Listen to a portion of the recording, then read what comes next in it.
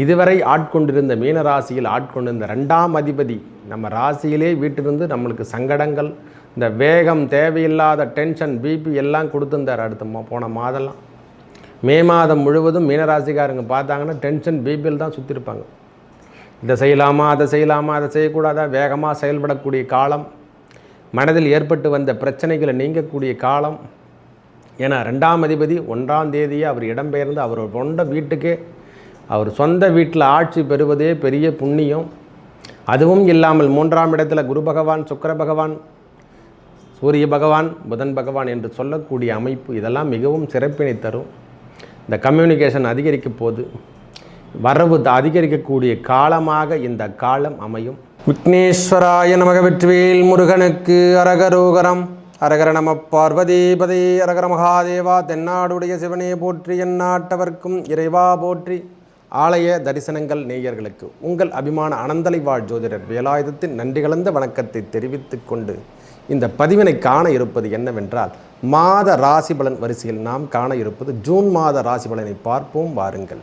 எனது அன்புள்ளம் கொண்ட மீனராசி நேயர்களே, ஐயா, இந்த ஜூன் 1ஆம் தேதியிலிருந்து எவ்வாறு இருக்கும், என்ன மாதிரி கிரகங்களுடைய அமைப்பு, இந்த மாதம் நற்பலன்களை தருமா தராதா என்று சொல்லக்கூடிய வாய்ப்புகள் பார்த்தா மிகவும் நற்பலன்களை தரக்கூடிய பாக்கியம் மீனராசிக்கு உரியதாக அமைகின்றது.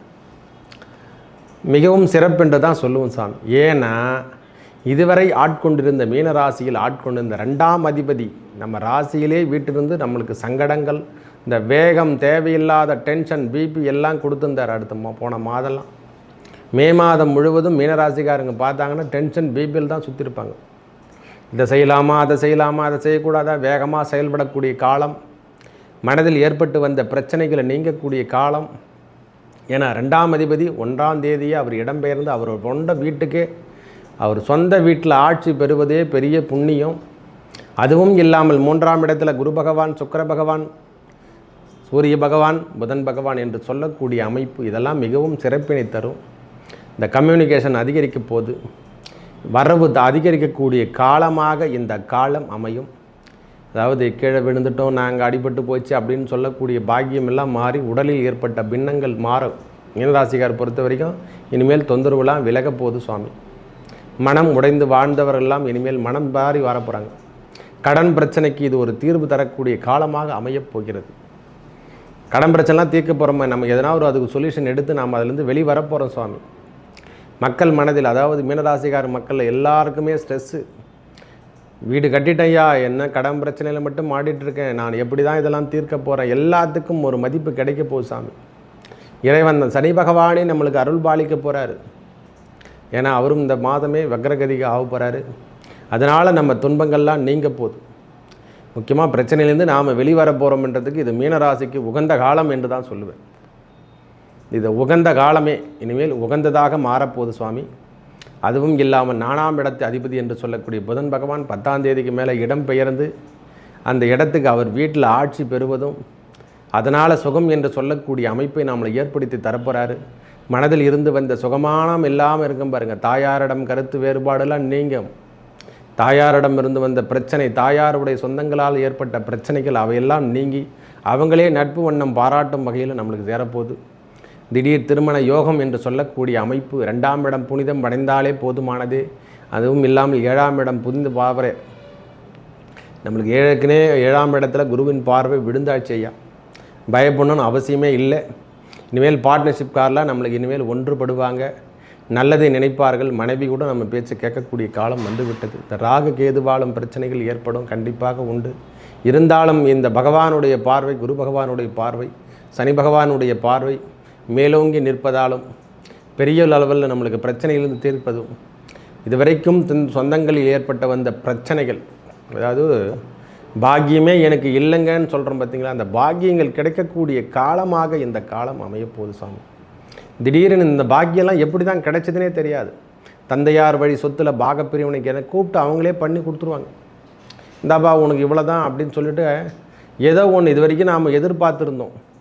எதுவுமே எதிர்பார்க்காமல் இருந்தால் அந்த பிரச்சனையிலேருந்து தீர்வு கொடுக்கணும் அல்லவா. அந்த பிரச்சனைக்கு தீர்வு கொடுத்து இந்தாங்க நீங்களே வச்சுங்க, உங்களுக்கு இவ்வளோ தாங்க, அவங்களுக்கு அவ்வளோதான்னு சொல்லிட்டு பிரித்து தனிப்பட்ட முறையில் எல்லாத்தையும் பாகப்பிரிவினை செய்து உங்களுக்கு எல்லா விதமான ஏற்பாடுகளும் மீனராசிக்கு இது ஒரு ஏற்புடைய காலம். நம்ம பிரச்சனை தீர்க்கத்துக்கான இந்த ஒரு காலம், அந்த உகந்த காலம் என்று தான் சொல்லுவோம். ஒரே வார்த்தை சொல்லப்போனால் இந்த உகந்த காலத்தை பயன்படுத்தி கொள்ளுங்கள். மீனராசிக்காரங்களுக்கு ஏற்புடைய காலம் என்று தான் உரைப்பேன், ஒரே வார்த்தை சொல்லப்போனால். ஏன்னா 14ஆம் தேதிக்கு அப்புறம் சூரிய பகவானும் சுக்கிர பகவானும் இடம்பெயர்ந்து 4ஆம் இடத்தில் செல்வது அந்த பாக்கியத்தை ஏற்படுத்தி தரும். மிகவும் சிறப்பென்று தான் சொல்லுவேன் சுவாமி. ஒரே வார்த்தை சொல்லப்போனால் தொழிலில் இதுவரை இருந்து வந்த பிரச்சனைகள் விலகப் போதுங்க. தொழிலையோ வேலையோ, வேலை சார்ந்த விஷயத்திலையோ, அல்லது கல்வி நிறுவனமோ கல்வி சார்ந்த விஷயத்திலையோ, கல்வியில் நம்மளுக்கு பிரச்சனையாக இருந்து தடையாக இருக்கப்பட்டதெல்லாம் கல்வி இப்போது நல்ல நிலை பெற்று காணப்பட போகுது. ஏங்க காலேஜே போக முடியலைங்க, ரொம்ப ஒரு விஷயமாக நாங்கள் கஷ்டப்பட்டுட்ருக்காங்க, எந்த வேலைக்கும் போக முடியல, வேலையும் சார்ந்த விஷயங்களும் நம்மளால் எடுத்து செய்ய முடியலன்னு சொல்கிறவங்களுக்கு, கல்வியை நான் மேற்படிப்பு படிக்க முடியாமல் இருக்கிறவங்களுக்கெல்லாம் இது ஒரு ஏற்புடைய காலம் என்று தான். இந்த மாதம் ஜூன் மாதமே நம்மளுக்கு எல்லா விதமான பாக்கியத்தையும் கொடுத்துருவார். போங்க, சில விஷயங்கள்லேருந்து நம்ம ஸ்ட்ரெஸ்லாம் குறைஞ்சிரும். எல்லா அமைப்பும் நம்மளை வேலை செய்து கொண்டே நம்மளுக்கு என்ன சொல்லலாம், வேலை செய்து கொண்டே படிக்கின்ற பாக்கியத்தை கொடுக்க போகிறார் மீனராசிக்காரருக்கு. நல்ல அமைப்புங்க. இந்த ஒரு அமைப்பு 2ஆம் அதிபதி ஆட்சி பெற்றாலே போதுமானது. எல்லா விதமான பிரச்சனைக்கும் ஒரு தீர்வு. கடன் பிரச்சனைக்கு அதுதான் அவர் செவ்வாயுடைய பார்வை 7, 8 என்று சொல்லக்கூடிய இடத்துல அவருடைய 7ஆம் பார்வை அங்கே பதியும் போதெல்லாம் அந்த பிரச்சனையை தீர்த்துருவார். நோய் கடன் எதுவாக இருக்க பெற்றாலும் அந்த பிரச்சனைந்து நாம் வெளிவந்துடுவோம். பிரச்சனைந்து வெளி வரப்போம். இந்த மாதம் நல்ல நல்ல முன்னேற்றத்தை காணலாம் என்று தான் சொல்லுவோம். ஒரே வார்த்தை சொல்லப்போனால் நல்ல முன்னேற்றம் தரக்கூடிய நிகழ்வுகள் நம் வாழ்வில் நடைபெறும். இந்த மாதம் முழுவதுமே எடுத்துக்க சாமி, ரொம்ப பிரச்சனை கிடையாது. பிரச்சனை தரக்கூடிய விஷயங்கள்லாம் 11ஆம் இடத்துல பகவானுடைய புதன் குரு பகவானுடைய பார்வை பதியதால் நல்ல முன்னேற்றம், நல்ல செல்வாக்கு தரக்கூடிய அமைப்பு, திடீர் திருமண யோகம் என்று சொல்லக்கூடிய அமைப்பெல்லாம் கண்டிப்பாக ஏற்படுத்த போகிறாங்க. திடீர்னு பார்த்தா கல்யாணமே முடிஞ்சிடும். ஏன் என்கிட்ட ரூபாய் இல்லை, ஒன்றும் இல்லை, ஆனால் கல்யாணத்தை மட்டும் முடிச்சுட்டோம் சாமின்னா அதுதான் இறைவனுடைய ஏற்பாடு. எல்லாமும் எல்லாம் கிடைக்கும் என்று சொல்லக்கூடிய அமைப்பு, அது கிரகங்களுடைய சேர்க்கை. இந்த கோச்சார ரீதியாக வரக்கூடிய பலாபலங்கள் முழுமை பெற்று நல்ல ஒரு அமைப்பை ஏற்படுத்தி தரதான் போதும். பிரிவினையில் இருந்து வாழ்ந்து கொண்டு இருக்கக்கூடிய மீனராசிக்காரங்களாம் இனிமேல் ஒன்று சேர்ந்து வாழ போகிறாங்க. சுகம் கிடைக்க போகுது, புத்திரப்பேறு கிடைக்க போகுது சாமி. 2ஆம் இடம் புனிதம் அடைந்துட்டு விட்டாவே நம்மளுக்கு எல்லாத்தும் கிடைச்சிடும்.